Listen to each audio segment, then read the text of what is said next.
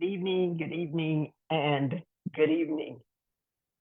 I know that most people won't see this today, and that's okay. It's Sunday afternoon, and so many of you are maybe just coming out of your Sunday afternoon nap, or maybe you had services on Sunday afternoon, or maybe you were just relaxing and taking a walk or visiting a special place. But I don't expect that you will see this live stream right now. But I hope that sometime between now and then, whenever the next then is, that you will take a look at A Woman's Place with Donna. Some years ago, the Lord gave me what I call a tagline. The tagline. The tagline was a woman's place is in the will of God, is a woman's place is in the will of God. And this has been, oh my goodness, years ago, 20 plus years, maybe 30 years ago. And from time to time, I will use it in my writings, on my podcast, on live stream. I've decided to bring it back, and I'm bringing it back to share with women, although men are invited to listen in. I have some thoughts, just a thought, and I wanted to share a thought with you today. Have you ever sat down to your computer and you hit the button to turn it on and nothing happens?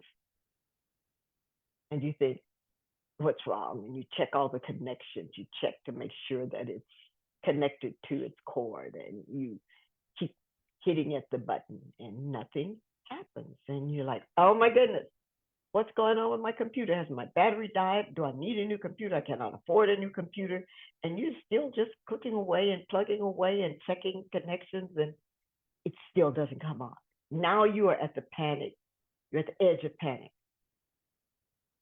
And it occurs to you something someone said to you years ago about these smart devices. And it is this: check the simplest thing first. Maybe that's not just the right way it would have been put by anyone else, but that's how I hear it: is check the simplest thing first. And so after clicking on buttons and checking connections and maybe even shaking the computer, you decide to see if it's connected to its energy source. Is it plugged in? And voila, you discover it is not plugged in. You breathe a sigh of relief and you plug it in. That's the simplest thing first. You were disconnected. You didn't even realize you were disconnected. You had no thought about your computer being disconnected because it is always connected. If you have to use a power source, if you have to plug it in, if you have to charge it. But this one time, it's not connected. So what's my point? My point is that oftentimes we as believers are disconnected from the Lord for whatever reason. And it's our frustration. We become frustrated because we feel disconnected from the Lord. What have I done? What did I do? Why? And we, even in our limited understanding, processing, begin to think that the Lord has walked away from us, has disconnected from us, has gone his way and left us to our own devices. But let's make the main thing the main thing. Let's keep the main thing the main thing. And here is the main thing.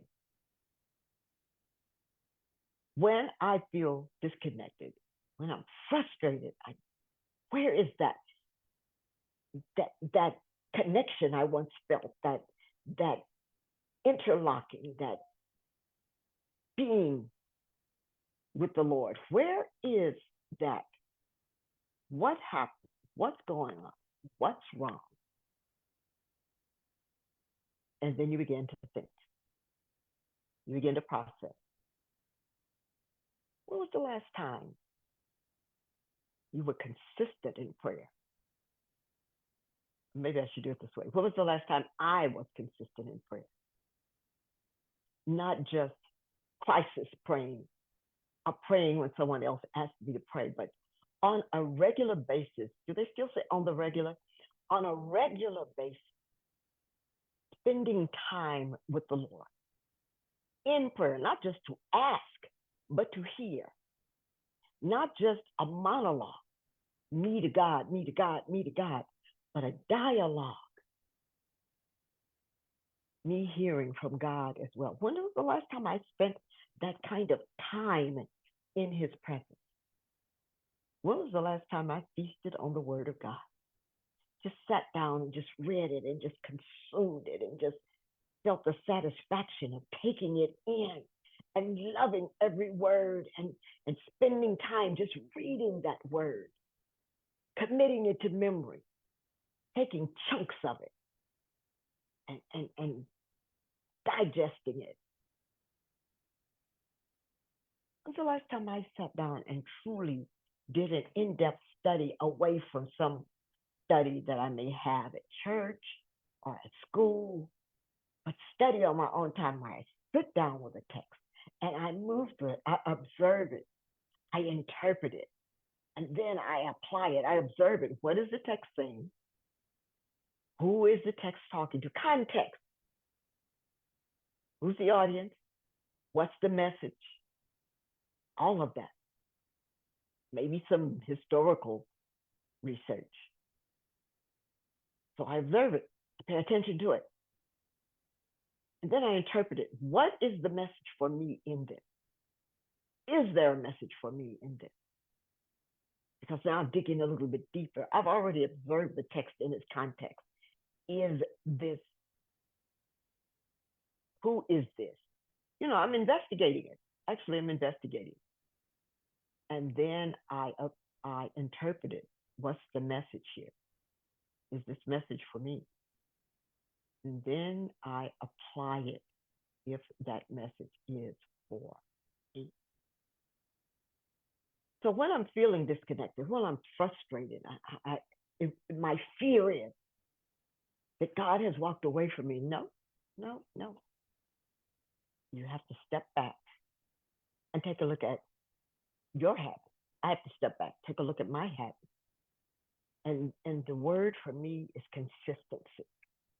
How consistent am I in prayer, in reading his word, in studying, in meditating on his word, thinking on it, like the cow chewing his cud, swallowing it and then bringing it back up and chew it on it some more and so on. Yeah, not the prettiest example, but really that is what meditation is all about. The last time I fasted, that wasn't called for by an organization or by my church or my pastor. So just the thought number one, here's the thought. Are you feeling disconnected from God? And if you're feeling disconnected from God, consider the simplest thing. Are you connected to the power source?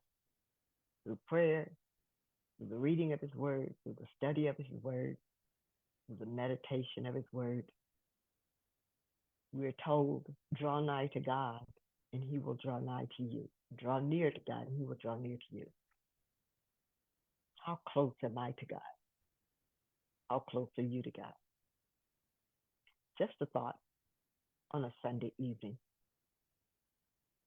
And ladies, remember, a woman's place is always, always, always in the will of God. God bless. Until now, I have another thought next time.